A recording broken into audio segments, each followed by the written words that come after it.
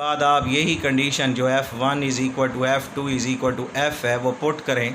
कि दोनों फोर्सेस की मैग्नीट्यूड बराबर है, तो F1 की जगह भी F लिखेंगे, F2 की जगह भी F लिखेंगे। तो यहाँ पर F1 की जगह F लिखें तो F स्क्वायर, इधर F2 की जगह F लिखें तो F स्क्वायर, और इसी तरह से यहाँ पर F यहाँ भी लिखेंगे, यहाँ भी F, तो F multiplied by F square, और F2 की जगह भी F तो F स्क्वायर। अब यहाँ पर F स्क्वायर इस F स्क्वायर से कट जाएगा, इधर क्या बच गया 0, और यहाँ ये F2 कॉस स्क्वायर थीटा और F2 साइन स्क्वायर थीटा में से कॉमन F स्क्वायर निकाल लें तो अंदर बच जाएगा cos square theta plus sine square theta, और ये ट्रिग्नोमेट्रिक मैथमेटिकल इक्वेशन बराबर होती है किसके, 1 के। तो ये 1 लिखें तो बच क्या जाएगा F square plus 2F square cos of theta. अब इसमें से फिर कॉमन ले लें F स्क्वायर, तो अंदर बच जाएगा 1 + 2 कॉस थीटा, और ये F स्क्वायर इधर 0 के नीचे ले आए तो 0 ओवर समथिंग 0 ही रह जाएगा, is equal to 1 + 2 cos theta. ये 1 को उधर ले जाएं तो -1, तो 2 cos theta is equal to -1, और कॉस ऑफ थीटा की वैल्यू निकालें तो 2 इधर -1 के नीचे आ जाएगा, तो cos of theta is equal to -1/2, और यहाँ से थीटा की वैल्यू निकालें तो वो इक्वल आएगा कॉस ऑफ इन्वर्स, कॉस उधर जाके इन्वर्स हो जाएगा, -1/2 होता है 0.5, और कैलकुलेटर से निकालें तो आंसर कितना आएगा 120 डिग्री। तो कंडीशन क्या बनी कि जब दो फोर्सेस जिनकी मैग्नीट्यूड आपस में सेम हो तो उनका जो रिजल्टेंट है वो उस वक्त सेम होगा जब दोनों फोर्सेस एक दूसरे से कितने एंगल पर ऐड हो रही हों, 120 पर। ये MCQ में भी पूछ लेते हैं, इसलिए ये 120 एंगल जो है वो आपने जहन में रखना है। अब हमारा नेक्स्ट टॉपिक है, इम्पॉर्टेंट लॉन्ग क्वेश्चन है, और वो है प्रोडक्ट ऑफ वेक्टर्स। और प्रोडक्ट ऑफ वेक्टर्स में पहला प्रोडक्ट है स्केलर या फिर डॉट प्रोडक्ट। अब नाम से इंडिकेट हो रहा है, स्केलर का मतलब होता है वो क्वांटिटी जिसकी सिर्फ मैग्नीट्यूड हो, डायरेक्शन ना हो। तो इसलिए जब दो वेक्टर्स को आप इस तरह से ज़रब दें कि उन दोनों का रिज़ल्ट जो है वो क्या आए, स्केलर आए, वेक्टर मल्टीप्लाई हो और आंसर स्केलर आए, तो when the product of two vectors, जब दो वेक्टर्स की ज़रब गिव्स अ स्केलर क्वांटिटी, हमें देती है कौन सी quantity, scalar, then such product is called scalar और डॉट प्रोडक्ट। तो यहाँ हम पहला वेक्टर A ले लेते हैं, दूसरा वेक्टर B ले लेते हैं, और उनके दरमियान साइन कौन सा लगाया, डॉट का, और ये डॉट प्रोडक्ट इसीलिए स्केलर प्रोडक्ट भी कहलाता है। Is equal to A dot B is equal to AB cos of theta. तो देखें यहाँ A और B पर एरोज़ हैं जो वेक्टर हैं, यहाँ A और B पर एरो नहीं है, तो where A and B are magnitudes of vector A and B, और थीटा कौन सी चीज़ है, एंगल बिटवीन देम। ये ऐसे समझ लें, ये एक वेक्टर A है, दूसरा वेक्टर B है, और दोनों की टेल्स जोड़ने से उनके दरमियान एंगल क्या आया, थीटा। तो ये इसकी फ़िज़िकल सिग्निफिकेंस क्या है कि A डॉट B हमेशा कॉस ऑफ थीटा ही क्यों आता है। तो उसकी इंटरप्रिटेशन ये है कि scalar product of two vectors is equal to the product of magnitude of one vector, कि स्केलर प्रोडक्ट दो वेक्टर का बराबर होता है ज़रब के उन दो वेक्टर्स में से पहले वेक्टर की मैग्नीट्यूड के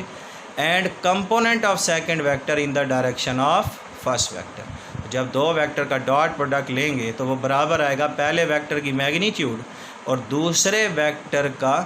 जो कंपोनेंट होगा वो पहले वेक्टर की सिमत में वो भी वेक्टर ही होगा, और दोनों वेक्टर फिर एक ही सिमत में हो जाएंगे तो वो फिर क्या बन जाएंगे, स्केलर। ये याद रखना है, जब दो वेक्टर एक ही सिमत में हों तो वो वेक्टर नहीं रहते, वो स्केलर बन जाते हैं। यही बात यहाँ पर लिखी है, और इसे अब हम साबित करते हैं किस तरह से है ये। फ़र्ज़ करें ये पहली डायग्राम में आप देख रहे हैं दो वेक्टर्स A और B एक दूसरे से कितने एंगल पर हैं, थीटा पर। अब मैं यहाँ वेक्टर B से प्रोजेक्शन ले रहा हूँ, अमूद गिरा रहा हूँ, परपेंडिकुलर ले रहा हूँ, और वो कौन से वेक्टर पर, A पर।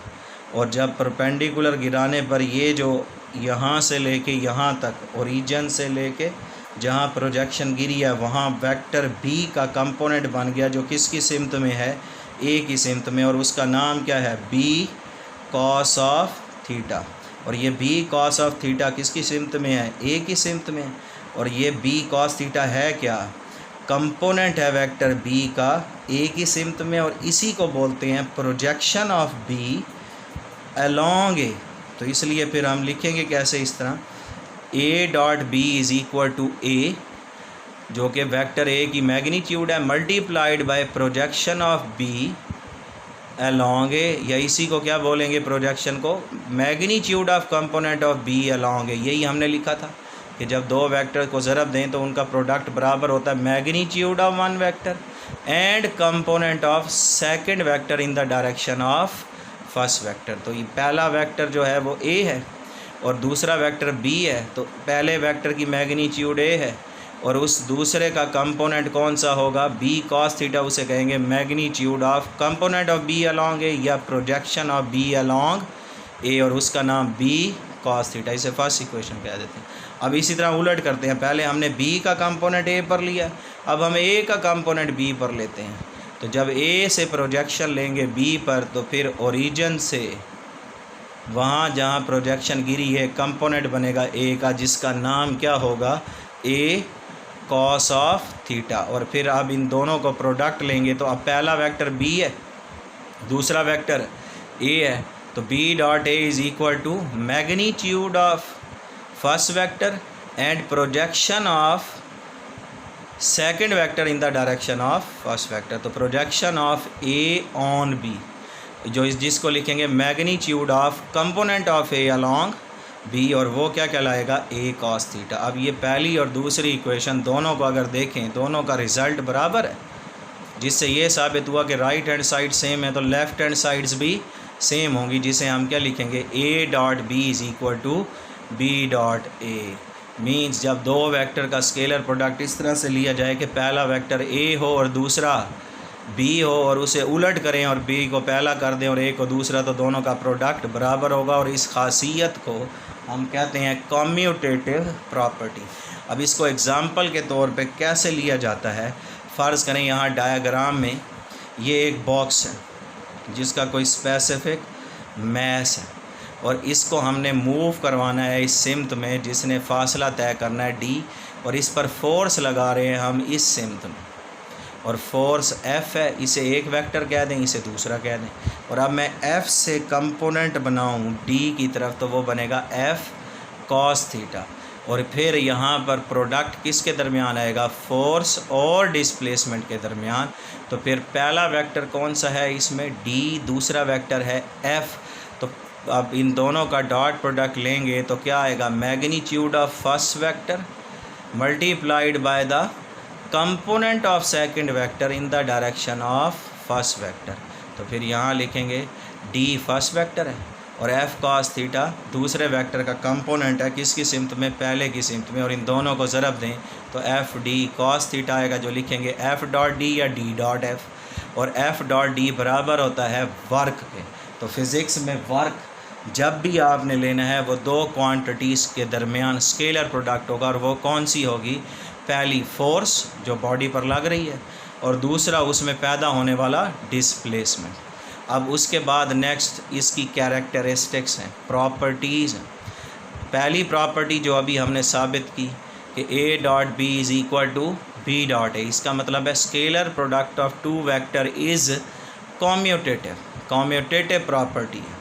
अब दूसरी प्रॉपर्टी जो है ये शॉर्ट क्वेश्चन में भी आती है कि prove that A dot B is equal to B dot A, तो फिर आपने ये दो डायाग्राम्स बना के नीचे ये प्रोसेस जो है वो करना है। अब दूसरी प्रॉपर्टी हमने मुख्तलिफ वेक्टर्स का स्केलर प्रोडक्ट लेना है, तो मैं सबसे पहले स्केलर प्रोडक्ट ले रहा हूँ कौन से वेक्टर्स का, पैरेलल वेक्टर्स का। और पैरेलल वेक्टर्स वो वेक्टर्स होते हैं जो एक ही सिमत में, तो फ़र्ज़ करें पहला वेक्टर ए है, दूसरा वेक्टर बी है, दोनों देखें एक ही सिमत में है, तो उनके दरमियान एंगल कितना हो गया, 0 डिग्री, और एंगल 0 है, तो फिर इनका डॉट प्रोडक्ट कैसे लिखूँगा, A dot B is equal to A B cos of, angle कितना है 0 और कॉस ऑफ 0 1 होता है, तो बच गया A dot B is equal to A B, जो क्या शो कर रहा है, scalar product is equal to product of their magnitudes. Scalar product दो पैरेलल वेक्टर्स का बराबर होगा उन्हीं दो पैरेलल वेक्टर्स की मैग्नीट्यूड के ज़रब के बराबर, और इसे कहते हैं मैक्सिमम स्केलर प्रोडक्ट। और मैक्सिमम स्केलर प्रोडक्ट कब आता है, जब दोनों वेक्टर्स एक ही सिमत में हों। ये आपने कंडीशन याद रखनी है, MCQs में पूछा जा सकता है कि मैक्सिमम स्केलर प्रोडक्ट कब आएगा, जब एंगल क्या होगा ज़ीरो होगा।